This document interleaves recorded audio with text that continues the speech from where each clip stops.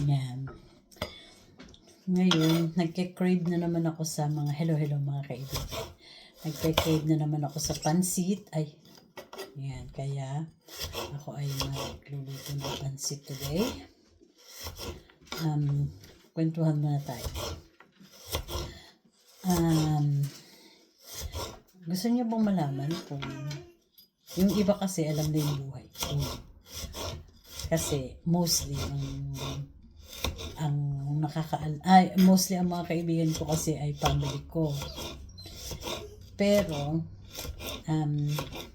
kung gusto niyo malaman yung story ko, comment niyo na lang muna. Kasi ayoko naman ng magkwento ng hindi nyo naman hinihingi, di ba? Kahiya-hiya naman yun. Kailangan sabihin nyo muna sa akin ang aming love story ng aking asawa. Ako nga pala may 2 anak, isang babae, isang lalaki, isang 22 and 17. Yeah. Anyway, isusunod ko itong repolyo. Ang gagawin ko, pagbubukarin ko muna yung repolyo ko at saka yung aking carrots. Saglit lang.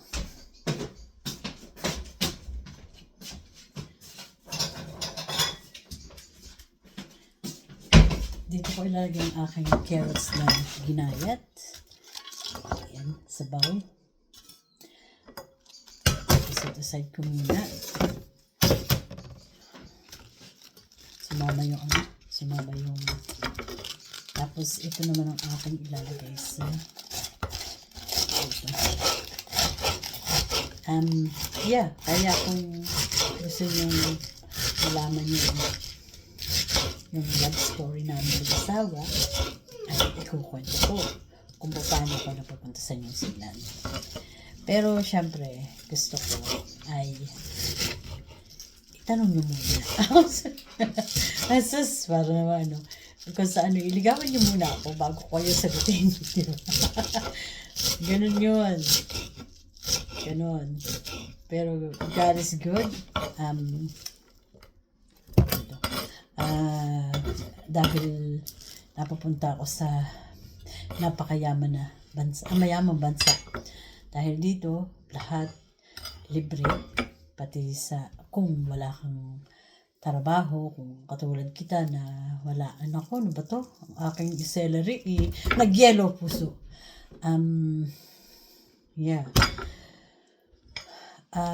Kahapon, nagpunta ako sa social meeting ng mga magagandang katulad ko.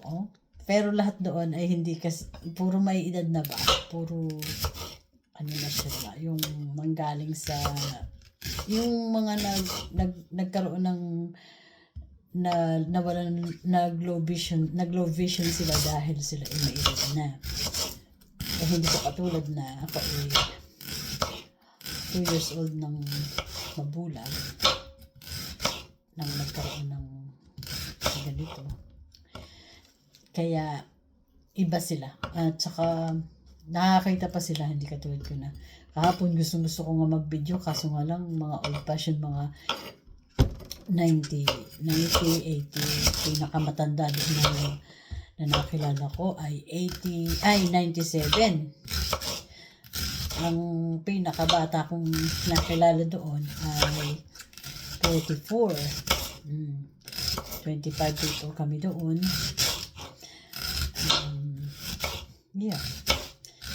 Kaya kung lalagyan ko siya ng leek para medyo masarap. Kaya kung interesado kayong malaman ng aking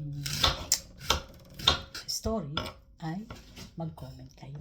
I-comment nyo kung gusto nyo marinig ang aking love story. Yan lang.